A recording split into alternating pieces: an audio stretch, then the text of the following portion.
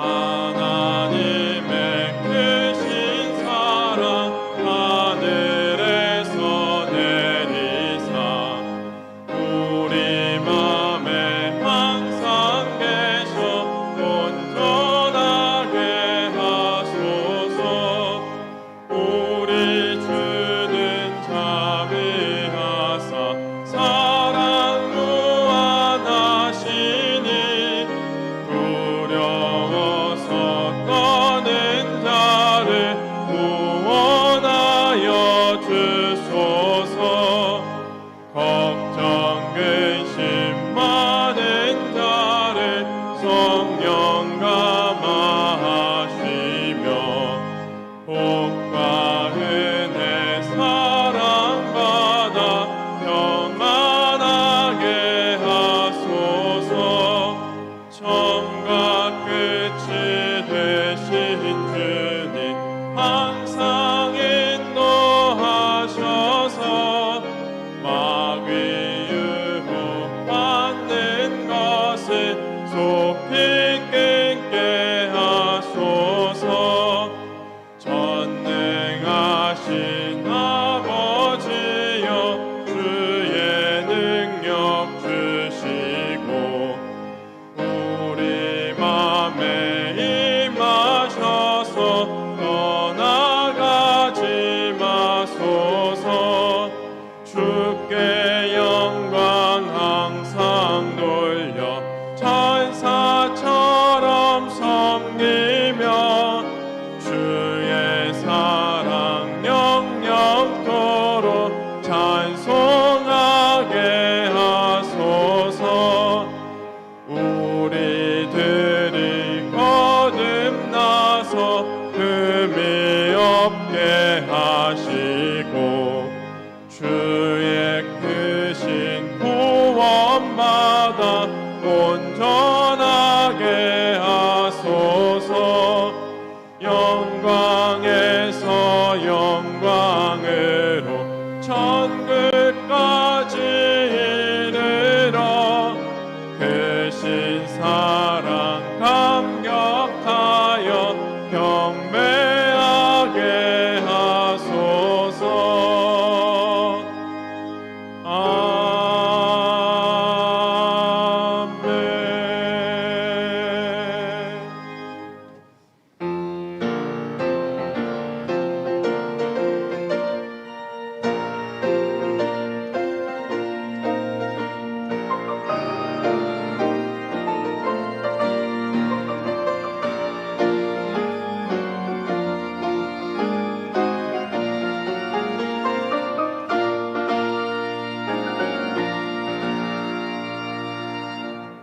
주의 사자가 현명하여 가로되 다윗의 자손 요셉아 내 아내 마리아 데려오기를 무서워 말라.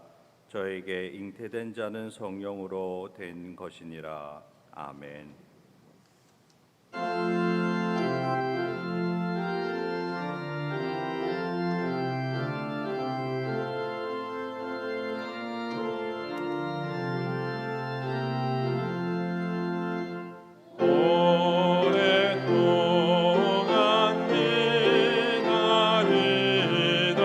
주님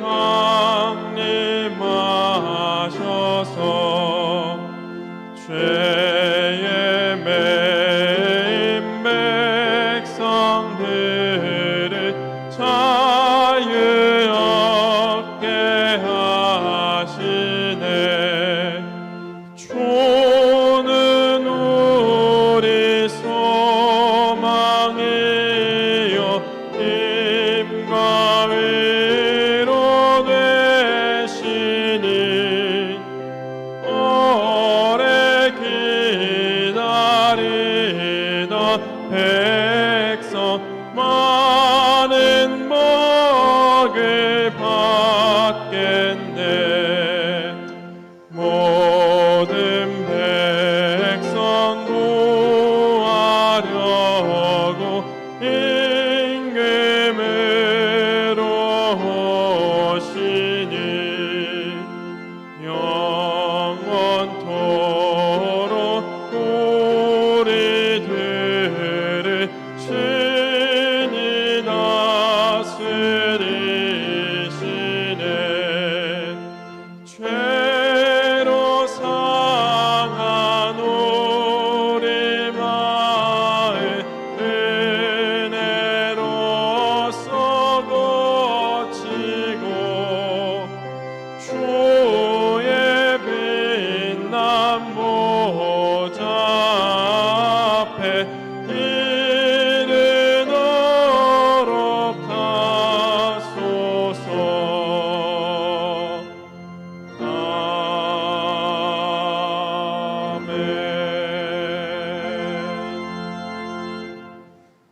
나는 시온의 의가 빛같이 예루살렘의 구원이 횃불같이 나타나도록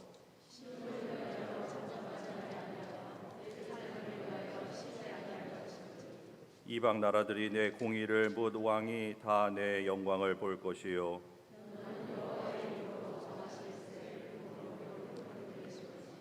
너는 또 여호와의 손의 아름다운 관 내 하나님의 손의 왕관이 될 것이라.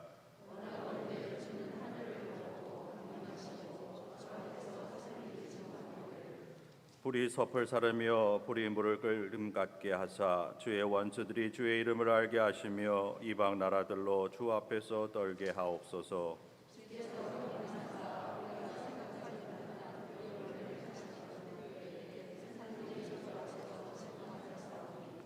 주 외에는 자기를 앙망하는 자를 위하여 이런 일을 행한 신을 옛부터 들은 자도 없고 귀로 들은 자도 없고 눈으로 본 자도 없었나이다. 아멘. 다 같이 사도신경으로 신앙 고백하겠습니다. 나는 전능하신 아버지 하나님 천지의 창조주를 믿습니다. 나는 그의 유일하신 아들 우리 주 예수 그리스도를 믿습니다. 그는 성령으로 잉태되어 동정녀 마리아에게서 나시고 본디오 빌라도에게 고난을 받아 십자가에 못 박혀 죽으시고 장사된 지 사흘 만에 죽은 자 가운데서 다시 살아나셨으며 하늘에 오르시어 전능하신 아버지 하나님 우편에 앉아 계시다가 거기로부터 살아있는 자와 죽은 자를 심판하러 오십니다.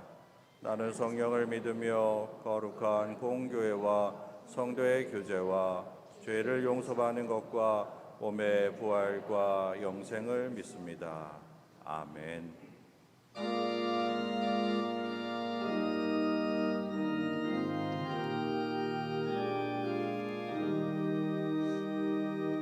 성부 성자와 성령 영원히 영광 받으옵소서. 태초로 지금까지 또 길이 영원 무궁 성삼위께 영광. 아멘. 자리에 앉으시겠습니다.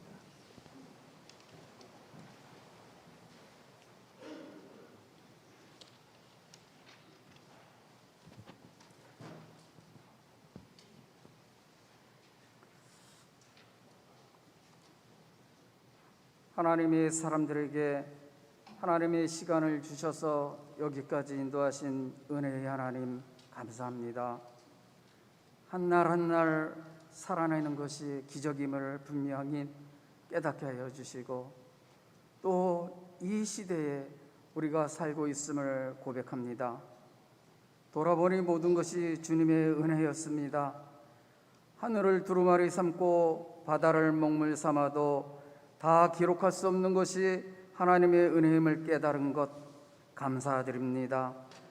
아버지 하나님, 지구촌에 휘몰아치는 코로나 광풍으로 생명이 쓰러지고 만 백성들이 먹고 사는 생존의 절벽 앞에서 신음하고 있습니다.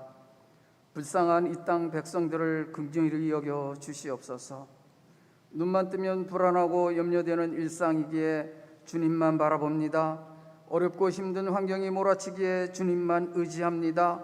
아버지시여, 우리 바라봄을 외면하지 마시옵소서. 우리 도움을 응답하여 주시옵소서. 오늘 우리 함께 모여 예배드림은 은혜와 축복임을 알게 하여 주시옵소서. 115년 우리 교회 역사를 여기까지 인도하신 아버지 하나님 감사합니다. 때마다 시마다 목자를 세우셨고 양무리를 치게 하셔서 하나님께서 창조주이시며 하나님의 아들 예수님께서 구세주이심을 만백성이 고백하게 하셨으니 얼마나 감사한지요. 이제 우리 교회 공동체가 건물이 크고 예산이 많고 성도수가 많음을 자랑하지 않는 성숙되고 본이 되는 그러한 교회가 되게 하여 주시옵소서. 그 무엇보다 하나님을 사랑하고 우리의 이웃을 내 몸처럼 사랑하는 교회 공동체로 소문난 교회 되게 하여 주시옵소서. 이 시대의 담임자로 최원영 목사님을 세우셨사오니 사천여 양무리를 푸른 초장 맑은 물가로 인도할 때 근심 걱정 없는 평안, 그 평안을 주시옵소서. 성령의 감동 감화로 목회 여정에 힘주시고 능력 더하여 주시옵소서. 오늘 이 시간 말씀이 선포됩니다.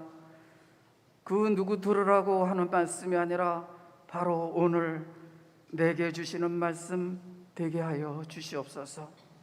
심령의 문이 열리고 은혜 위에 은혜가 더하여 모든 성도들이 맛보지 못한 은혜의 강가로 인도되게 하여 주시옵소서.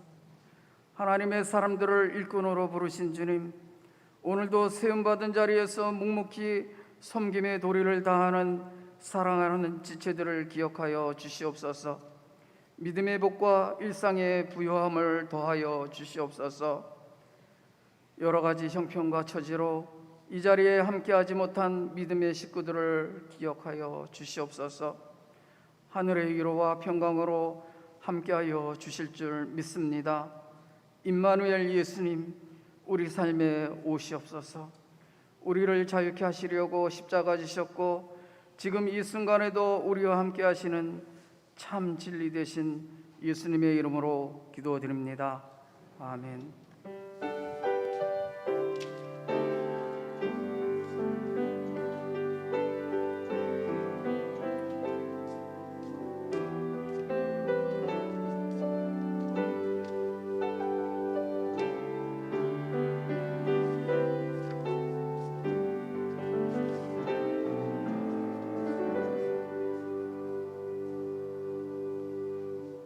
지금은 성도의 교제 시간입니다. 가까이 계신 분들과 평화의 인사를 나누시기 바랍니다.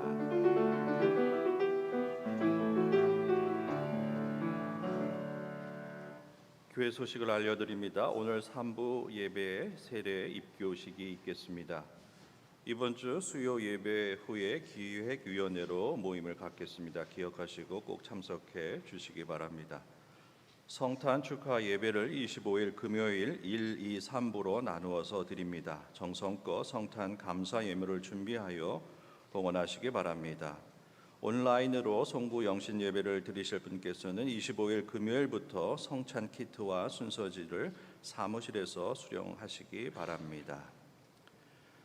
감리교회에서 주관하는 역사회복 프로젝트로 미국 남감리회 조선연회전 묵수 선교사의 역사적 가치에 대한 학술대회가 22일 화요일 오후 2시 저희 교회 본당에서 있습니다. 신천 임원교육이 다음 주일 오후 1시 사회관 제자홀에서 있습니다. 대상은 신천 권사와 집사 또 임용권사, 임용집사입니다. 대상자들은 꼭 참석할 수 있도록 소식을 전해주시기 바랍니다. 전교인 1000번째 성경 통독 계속 힘써주시고 통독을 마치신 분은 사무실에 알려주시기 바랍니다. 코로나 예방을 위해서 실내에서도 마스크를 착용해 주시고 손 소독 등 개인 위생에 적극적으로 협조해 주시기 바랍니다. 내년도 주차 사역팀 봉사하실 분, 또 주일 헌금으로 봉사하실 분, 성전 꽃꽂이 봉사하실 분, 또 새가족팀에서 바나바 사역자로 봉사하실 분들 모집하고 있습니다. 위에서 기도하시면서 준비하시고 또 많이 참여해 주시기 바랍니다. 교육부 소식입니다. 2021년도 믿음의 새싹들과 함께할 교사를 모집합니다. 자세한 내용 참고하시고 또 교회 사무실과 또 정금희 권사님께 문의해 주시기 바랍니다. 교우 소식입니다. 지난 18일 금요일 조은혜 또 이원복 성도님의 부친상 장례를 잘 치루었습니다. 다른 교회 소식은 주보를 참조해 주시기 바랍니다. 이 시간 다 일어나셔서 하나님께 봉헌하도록 하겠습니다.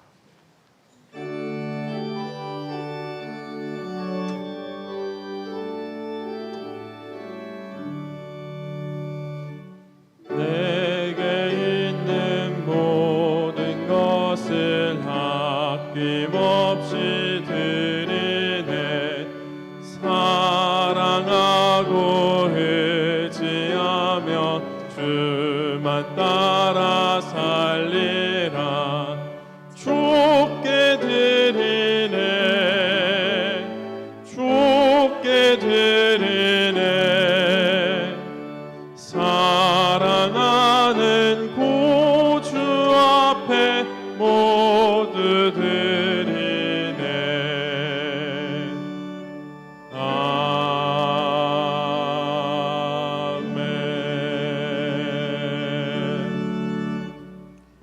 우리의 마음과 정성을 다해서 주님 앞에 예배하며 올려드리는 이 예물을 주님께서 받아주시고 이 어려운 때에 저들의 가정과 자녀를 지키시며 하늘의 만나와 매출하기로 먹이시며 저들의 삶에 날마다 하나님의 은혜가 함께함을 경험하며 살게 하여 주옵소서. 예수님의 이름으로 축복합니다. 아멘.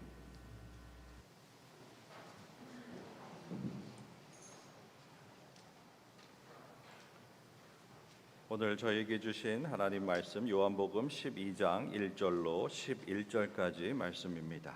요한복음 12장 1절로 11절까지 말씀을 봉독해 드리겠습니다. 6월절 엿새 전에 예수께서 베다니에 이르시니 이곳은 예수께서 죽은 자 가운데서 살리신 나사로가 있는 곳이라. 거기서 예수를 위하여 잔치할새 마르다는 일을 하고 나사로는 예수와 함께 앉은 자 중에 있더라. 마리아는 지극히 비싼 향유 곧 순전한 나드 한 근을 가져다가 예수의 발에 붓고 자기 머리털로 그의 발을 닦으니 향유 냄새가 집에 가득하더라. 제자 중 하나로서 예수를 잡아줄 가룟 유다가 말하되 이 향유를 어찌하여 300데나리온에 팔아 가난한 자들에게 주지 아니하였느냐 하니 이렇게 말함은 가난한 자들을 생각함이 아니요 그는 도둑이라 돈깨를 맞고 거기 넣는 것을 훔쳐감이러라. 예수께서 이르시되 그를 가만두어 나의 장례할 날을 위하여 그것을 간직하게 하라. 가난한 자들은 항상 너희와 함께 있거니와 나는 항상 있지 아니하리라 하시니라. 유대인의 큰 무리가 예수께서 여기 계신 줄을 알고 오니 이는 예수만 보기 위함이 아니요 죽은 자 가운데서 살리신 나사로도 보려 함이러라. 대제사장들이 나사로까지 죽이려고 모의하니 나사로 때문에 많은 유대인이 가서 예수를 믿음이러라. 아멘.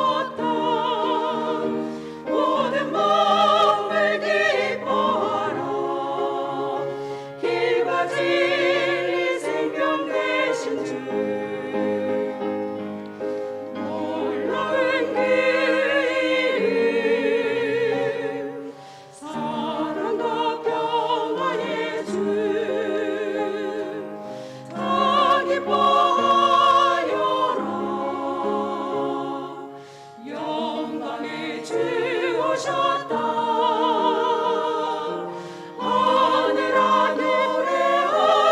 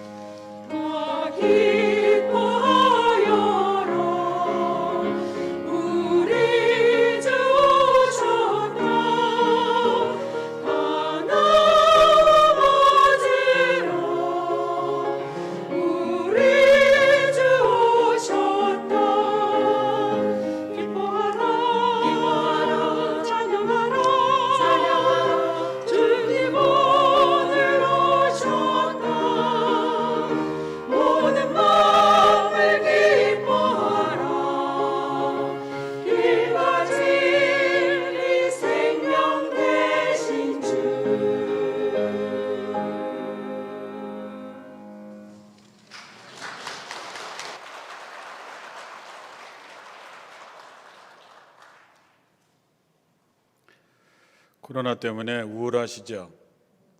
많이 사람들이 처져 있습니다. 이럴 때 박수 소리도 평소보다 두세 배 더 세게 치고 아멘 소리도 크게 하고 파송의 다짐도 좀 씩씩하게 하고 그렇게 해서 이 코로나를 이겨내셨으면 좋겠습니다. 이제 앞으로 2년 동안 수고할 새 여선교회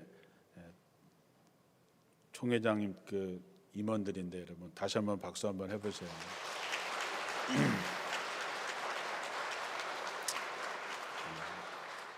아직도 제 마음에는 안 들지만 그래도 크게 했으니 그걸로 힘내시기 바랍니다. 오늘 예배드리는 우리는 신앙생활을 수십 년 동안 한 분들이 대부분들입니다. 이제는 본문을 읽기만 해도 오늘은 어떤 설교를 하겠구나 이런 감이 오지요.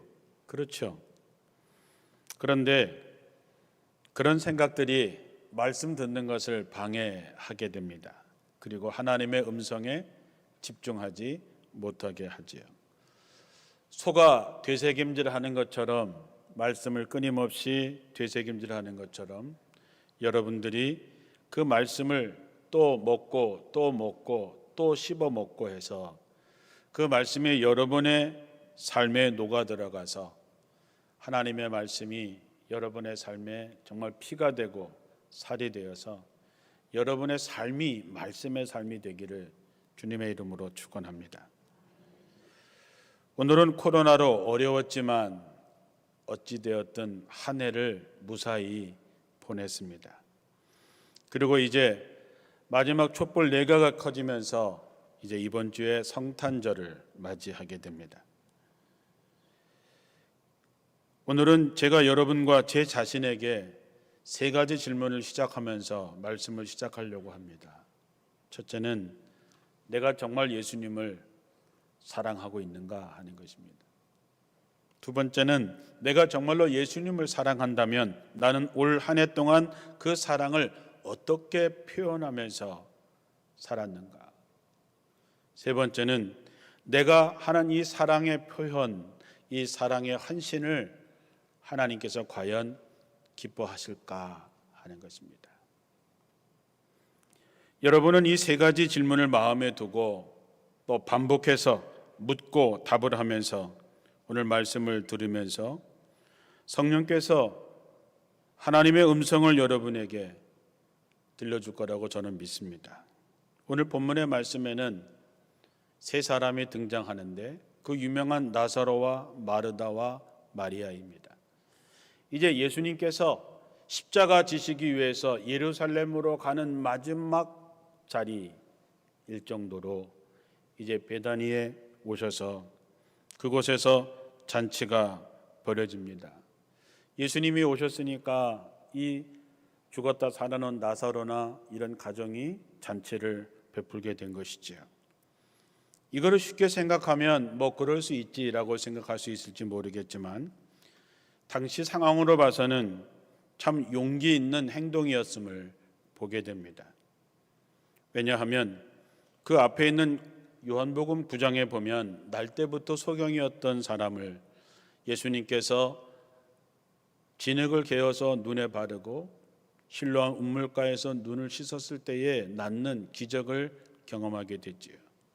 사람들이 눈뜬 사람에게 이렇게 얘기합니다. 누가 그것을 했느냐 그랬을 때에 이 눈뜬 사람은 그렇게 얘기하지요. 선지자입니다. 예수님을 선지자로 하나님이 보낸 사람으로 얘기합니다. 많은 사람들이 관심을 갖고 예수님께서 하신 기적에 대해서 관심을 갖기 시작했을 때에 이 유대인들이 이렇게 가면 안 되겠다 싶어서 저들의 부모를 불러서 네 아들이 눈먼 소경인 게 맞냐? 맞습니다. 누가 고쳤느냐? 라고 얘기를 하니까 예수 그리스도라고 얘기를 하면 당시에 예수를 그리스도라고 예수를 하나님의 아들이라고 시인하는 사람은 출교를 당하는 그런 위기에 있었기 때문에 주 부모는 자기 자식의 눈을 뜨게 해준 분임에도 불구하고 우린 잘 모르니 우리 아들에게 물어보십시오 라고 핑계대는 것을 보게 됩니다. 그래서 요한복음 9장 22절에 보면 그 부모가 이렇게 말한 것은 이미 유대인들이 누구든지 예수를 그리스도로 시인하는 자는 출교하기로 결의하였으므로 그들을 무서워함이로라 그랬습니다. 알 수 있는 것처럼 당시에 누구든지 예수님의 편에 서서 예수님을 하나님의 아들, 하나님의 선지자라고 말했다가는 자기가 있는 사회에서 완전히 매장될 수도 있는 아주 살벌한 분위기였습니다. 여러분, 사회에서 매장된다고 하는 것, 외톨이가 된다라는 것만큼 끔찍한 것이 어디 있겠습니까? 이와 같은 상황을 고려한다면 예수님께서 베다니에 와 계시는 기간에 예수님의 편에 선다고 하는 자체도 쉽지 않을 뿐만 아니라 더군다나 잔치를 베푼다고 하는 것은 웬만한 용기가 아니고서는 못할 일입니다. 그러나 나사로, 마르다, 마리아는 그런 상황에도 불구하고 예수님을 위해서 잔치를 베풀었습니다. 주님께로부터 받은 은혜가 너무 커서 세상에 뭐라고 하든지 자신들이 세상으로부터 따돌림을 받든지 욕을 먹든지 상관하지 않고 주님께 감사의 표현을 하고 있는 것이지요. 우리가 오늘 10절에 보면 유대인들이 가만히 있지 않습니다. 이 일 이후에 유대인들은 이제 나사로까지도 죽이려고 계획을 시작했다라고 나와 있습니다. 우리가 여기서 한 가지 꼭 짚고 가야 될 일이 있습니다. 정말 우리 주님께서 어떤 사람을 원할까, 어떤 교인들을 원할까 하는 것이지. 예수님이 원하시는 사람은 예수님을 위해서라면 자기 목숨을 걸고 헌신하기를 원하는 그런 용기 있는 사람들입니다. 그런 사람들을 가리켜서 제자라고 얘기하지요. 제자는 누구냐? 예수님께서 말씀하셨습니다. 누구든지 나를 따라오려거든 자기를 부인하고 자기를 포기하고 자기에게 주어진 자기 십자가를 지고 나를 따를 것이다. 누구든지 자기 목숨을 살리고자 하면 죽을 것이고 주님과 복음을 위해서 자기 목숨을 버리는 사람은 살게 될 것이다. 사람이 만일 온 천하를 얻고도 자기 목숨을 잃으면 무엇이 유익하겠는가 말씀하십니다. 왜 주님께서 이런 사람을 원할까요? 여러분, 세상을 변화시키고 세상을 구원하기 위해서는 다른 길이 없다는 것을 주님이 잘 아십니다. 세상을 변화시키고 세상을 구원하는 것은 어떤 방법에 있는 것이 아니라 결국 사람에게 달려있고 예수님은 그래서 제자 같은 사람을 원하시는 것이지요. 그래서 예수님께서는 세상을 떠나가시면서 너희는 가서 모든 족속으로 제자를 삼으라고 말씀하는데 누가 가겠습니까? 누가 땅끝까지 가겠습니까? 제자만이 갈 수 있는 것이지요. 주님이 찾으시는 사람은 교회만 왔다 갔다 하는 사람이 아닙니다. 예수를 믿는다고 입으로만 고백하는 사람이 아닙니다. 세상으로부터 완전히 버림을 당할지언정 용기 있게 예수만 따라가고 예수를 위해서 헌신하겠다고 하는 제자를 주님께서 찾으시는 것이죠. 오늘은 특별히 등장인물 세 사람 중에서 마리아에게 초점을 맞춰서 말씀을 보려고 합니다. 잔치가 한참 벌어지고 있을 때 마리아가 아주 매우 값진 순나드 향후 한 근을 가져다가 예수님의 발 앞에 붓고 자기 머리털로 그 발을 닦았다.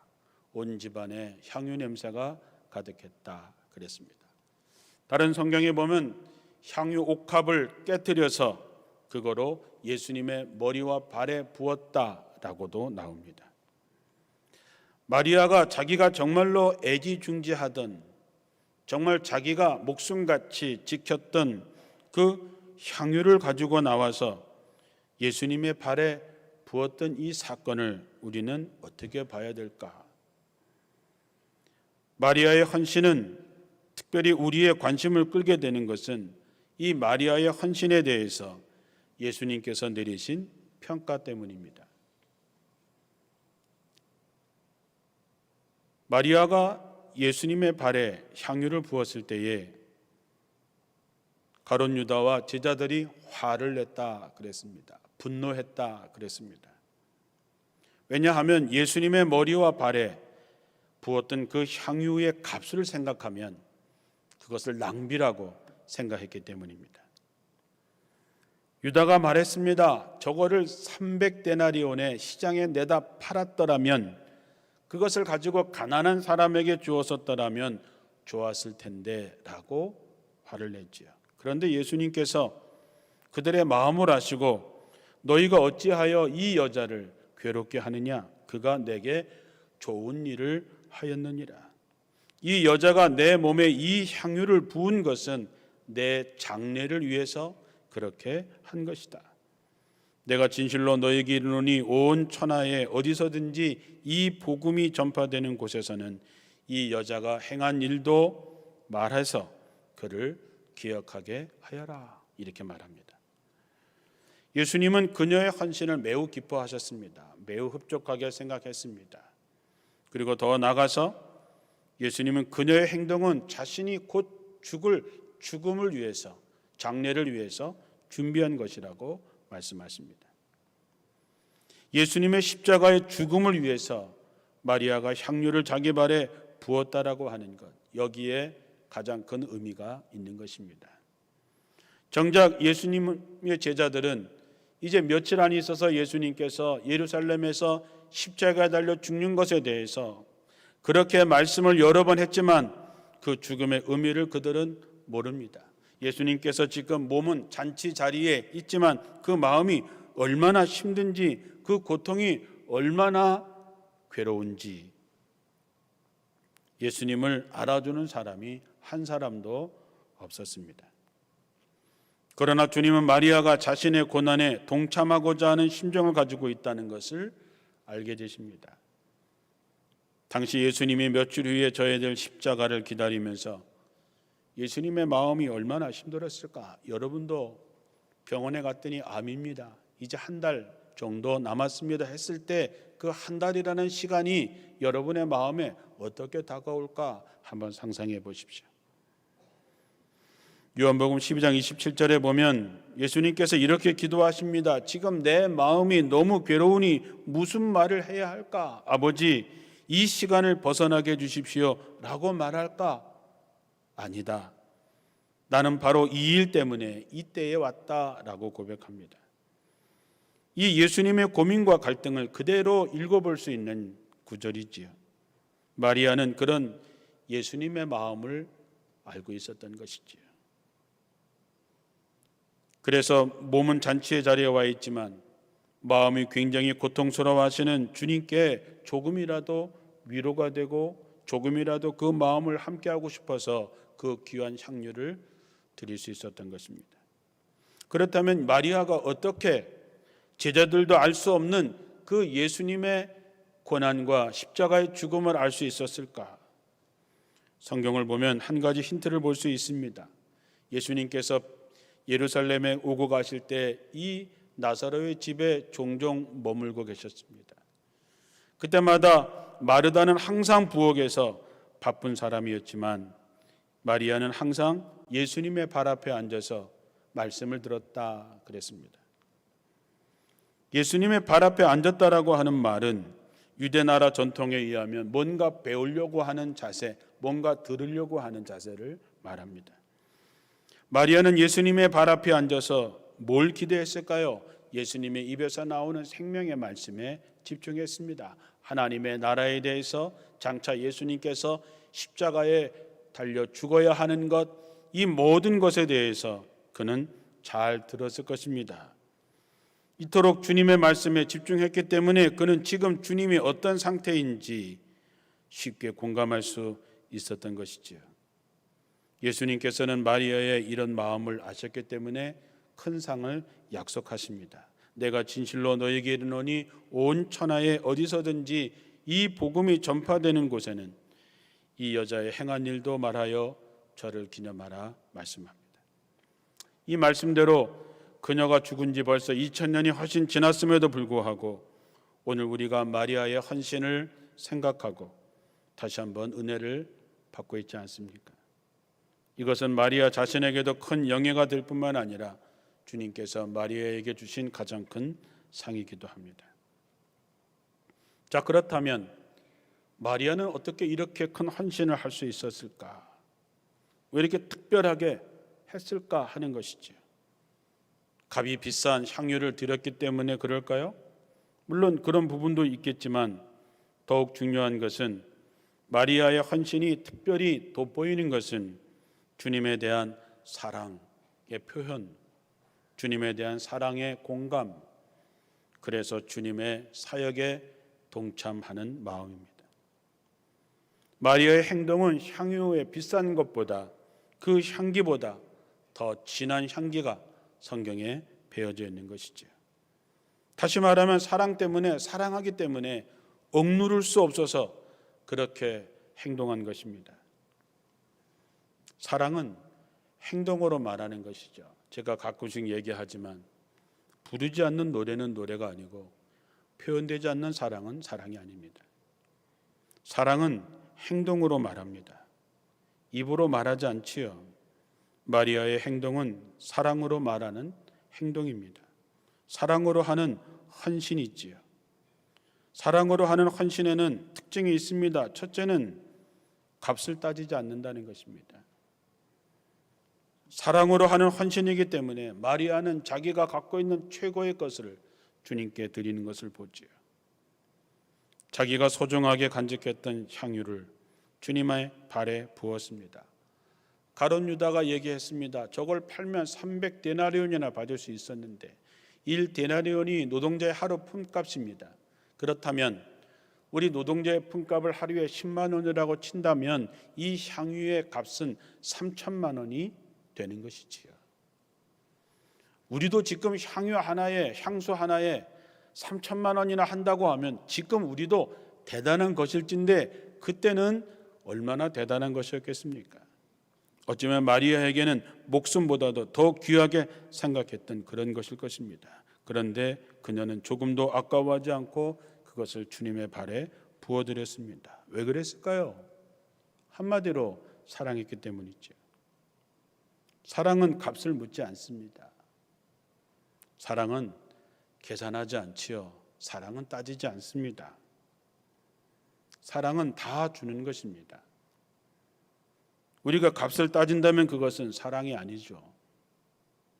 사랑은 원래 값을 묻는 것이 아닙니다.